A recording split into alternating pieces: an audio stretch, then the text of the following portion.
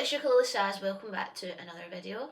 If you haven't watched the first video of this series, I highly suggest you check that out first, otherwise this video might not make very much sense, so go and check that out now. Hello, it's Ukulele Saz, welcome to another video. Don't forget to like and subscribe if you like this video, where you'll get updated every week on my videos whenever I post a new one. And if you really like my stuff, check out my Buy Me a Coffee page, where you can become a member of the Tab Shack or the Jam Hut and get access to all of my lesson materials and resources that I use in real life with my real life students. And check out this circle of fifths, which I use often in my lessons. We've also got some ukulele cheat sheets by the wonderful Noisy Clan, whose advice is play more ukulele. Well, play more music in general. I do have a discount code, 20% off, if you use SazUk. You'll get 20% off any of their products, so don't forget to check them out too. Okay, so in the last video we looked at the 1, the 4, the 5. So if we use the key of G, the 1 chord is our home, our root, our tonic.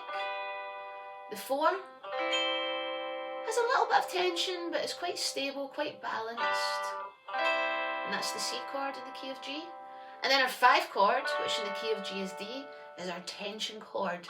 We feel a real sense of anticipation and tension that needs to be resolved back home to the 1. So that is our 1, 4, 5 chords, and those are all major chords in a key. We are going to look at some more examples of the 1, 4, 5, where and how they're used, so that it can hopefully help you recognise things a lot easier by ear, which will in turn help you memorise songs that you know and love that bit easier and allow you to just enjoy playing and performing them so much more. We're going to use the key of D today, so we're going to use D as the 1. We're going to use G as the 4. And A as that tension 5 chord, back to D, the 1. So if you need to pause the video and play around with those chords first, do so, have a little listen, enjoy. Let's look at some more examples.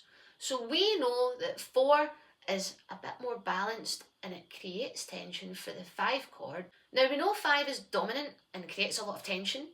4 has a little bit of tension, but a lot of the time that 4 chord is used to then lead to the 5 chord and then come back to 1. So there's a little bit of tension with some balance, and then it gets more tense, and then it'll go back to the 1.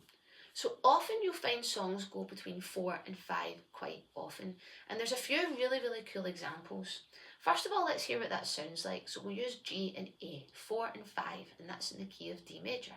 So our 4, our 5, our 4, our 5, our 4, our 5, and then the 1. So you can hear it really feels like a back and forth, and a lot of time it feels like a build up, 4, 5, 4, 5, 4, 5, and many songs use this. For example, Wake Me Up Before You Go goes, something's bugging me, something ain't right. My best friend told me what you did last night. Been sleeping in my bed, I was dreaming, but should have been with you instead. On the 5, wake me up. Back to the 1 again. Now this song does use minors in that little section, but it's a very similar thing. It does use major chords too. So we go 4, 5, 4, 5, 4, 5, 1.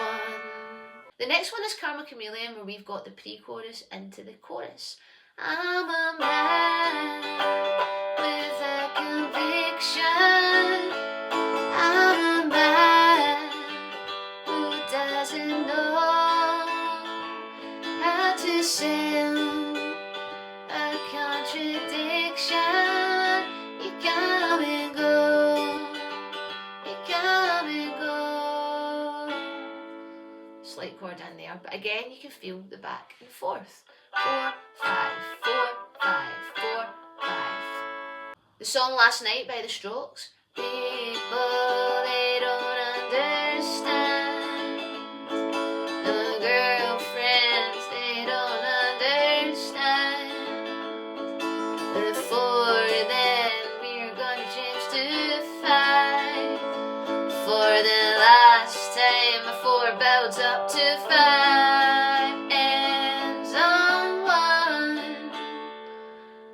Isn't that really cool? So see which songs that you know that go back and forth between the 4 and the 5.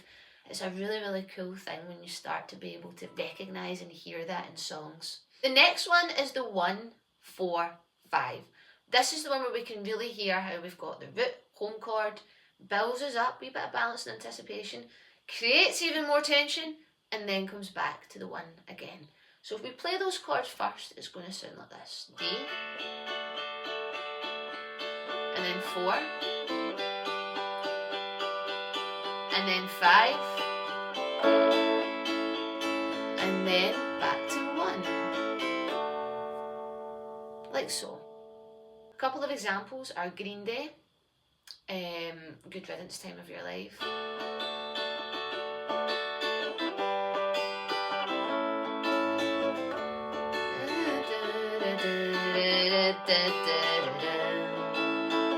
Time grabs you by the wrist, directs you where to go.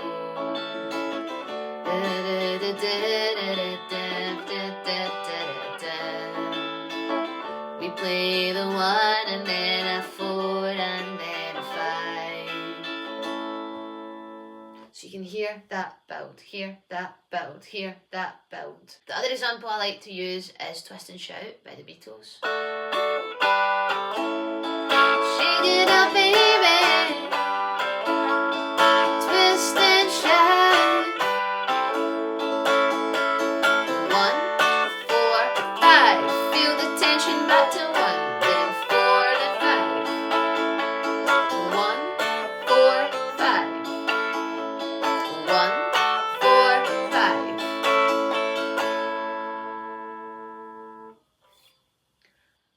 Isn't that quite cool? 2 songs that you can use where you can hear that 1, 4, 5 being used. And now we're going to look at that in reverse. We're going to hear the 5, the 4, down to the 1. Now, my favourite example of this is the 12-bar blues, because the last 4 bars of a 12-bar blues is the 5, 4, 1. So you would have...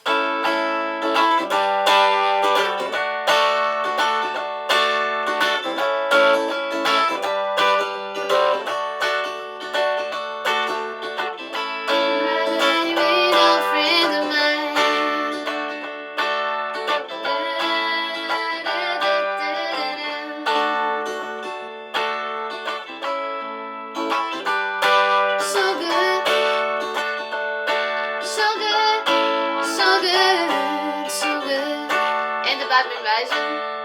There's a bad moon on the rise. 5, 4, 1. Start with tension and balance resolve. Tension and balance to resolve. And another example of that one is, if you wake up and don't want to smile,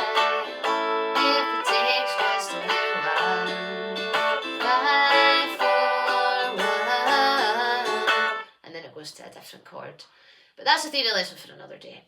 So those are some examples. We've got the 4 and 5 back and forth, the 1, 4, 5 build up, the 5, 4, 1. The last one that I'm going to show you today is the 1, 4, 1, 5. Now what I really like about this example is that it gives you a really clear and distinct representation of the home chord to the balance chord, back to the home chord to the tension chord, so it can really help you distinguish between that 4 and 5 chord, which can sometimes be tricky to do. So for example, it will sound like this. On the 1, 1, 4, 1, 5. Hear the difference there. So 1 to a conversation, to a 1, and then feel the tension. Feel it lift a little bit as well. 1, back and forth to 4, then go back to 1, lift, high, 4, 5. And there are actually quite a few songs that use this progression as well, including Brown Eyed Girl. Where did we go? 4. Days when the rain came down in the hollow.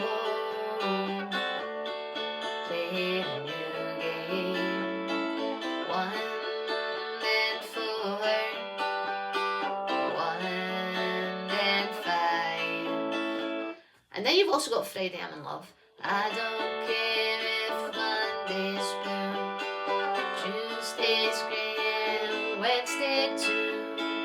1 and then a 4, back to 1 and hard to find.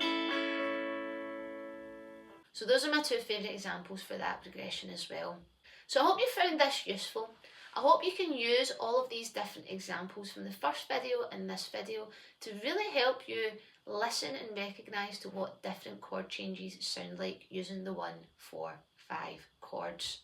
Some tips to help you on that. 1. See if you can play without the music. I said this the last time. Try not to use the music. See if you can listen and really hear and feel what the chord changes are by using your ears. There will be trial and error. You will feel like you're guessing for a while, but eventually you won't feel like you're guessing anymore because you'll know. Just trust that and roll with it and keep going and keep trying. 2. Write down the chord progression. Write down the chord progression you're playing and you might start to notice patterns with some other chords. The more you write it down, the more you're going to also remember the chords in a key and get used to the chord progression to it and also memorise it. When you've written it down, categorise it. Write down other songs and be clear about what section or what part of the song it is that uses that progression. You might end up with a list. The 1, 4, 1, 5, you might have 5 or 6 songs in there that you know uses that, and that's your reference point. And if you know what that sounds like in a few different songs, you'll be able to recognise it a lot faster in other songs too. It really is amazing how many songs use the same chord progressions, albeit in different keys at times, but more often than not, we often play them in the ukulele in the same 4 keys that I've shown you.